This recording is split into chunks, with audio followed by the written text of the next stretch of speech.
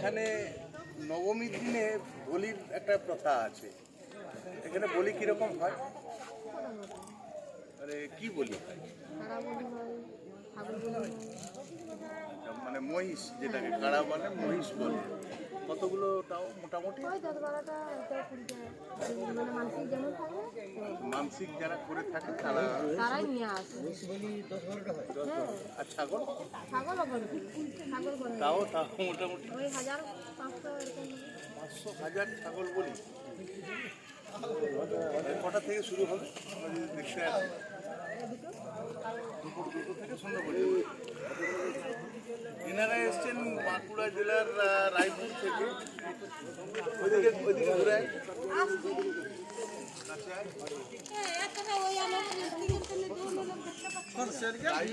রায়পুরের কোন জায়গা আপনাদের? প্রপার রায়পুর থেকে। তো আপনারা মানে জেনেছিলেন যে আজকেই বলিটা হবে, কিন্তু এখানে বলি প্রথাটা নবমীর দিনে আছে। তো রায়পুর এখান থেকে অনেকটাই দূর, বাঁকুড়া জেলার রায়পুর। মন্দির কেমন লাগবে বা এখানকার যে পরিবেশ? সব পরিবেশটা সব পরিবেশ আমাদের আশাটা পূর্ণ হবে। বেশ একটা শান্তি শান্তি ভাব আছে, বেশ মনোরম জায়গা। এই যে বসে আছি, চা খাচ্ছি, একটা গ্রাম্য পরিবেশ। মায়ের একটা আলাদা আমাদের কি বলে হচ্ছে, আমি 7 কোটি টাকা খরচা হচ্ছে। আপনাদের ওখানে মন্দির হচ্ছে? হ্যাঁ, 7 কোটি টাকা খরচা। 7 কোটি। আচ্ছা, ওটা কি সরকার থেকে?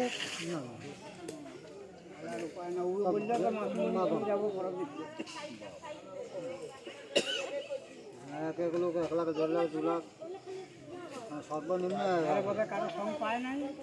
একটু যা হোক করে কাপড় পাঠা তো বিশাল লোক। 95 ফুট উঁচু মন্দির হচ্ছে।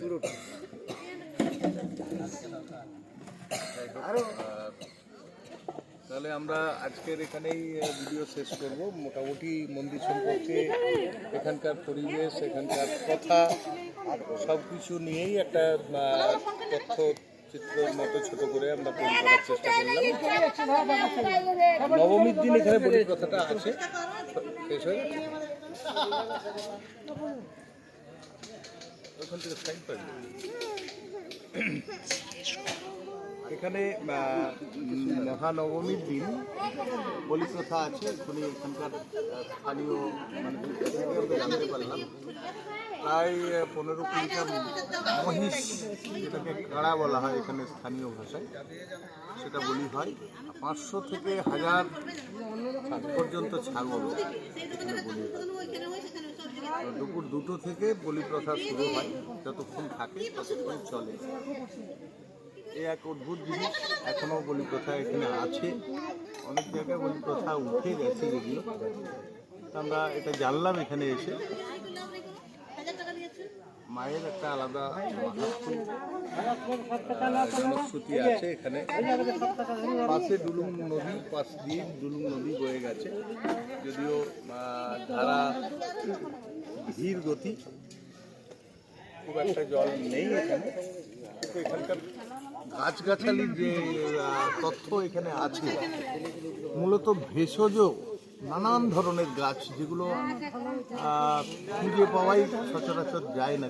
যে বৈচিত্র্য গাছের, ভেষজ গাছ এবং দামি দামি সমস্ত গাছ এখানে আছে। এই মন্দির চত্বরটি বহু প্রাচীন হলেও এখানকার একজন ব্যক্তি ছিলেন বাসুদেব ভকত বলে। ওনার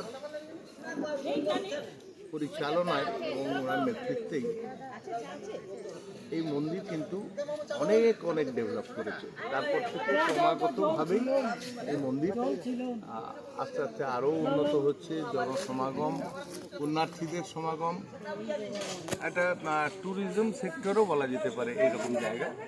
তা আপনারা যারা আসবেন তাদের জন্য বলি, ঝাড়গ্রাম শহর থেকে খুব একটা দূরে নয়, 8 ঘন্টার 35 মিনিট মতো দূরত্ব। আপনারা দুদিক দিয়ে আসতে পারেন, দইজুড়ি হয়ে, পরিহাটি হয়ে, গিদনি এতে আসতে পারেন, অথবা ঝাড়গ্রাম পেপার মিলের মোড় থেকে জামবনি হয়ে আপনারা চিল্কিগড় কনক দুর্গা মন্দিরে আসতে পারেন। কলকাতা থেকে যারা আসবেন তাদের জন্য ওই রুট, এছাড়াও বাস সার্ভিসও রয়েছে। আপনাদের জন্য তথ্য আমি আপাতত শেয়ার করলাম। ধন্যবাদ।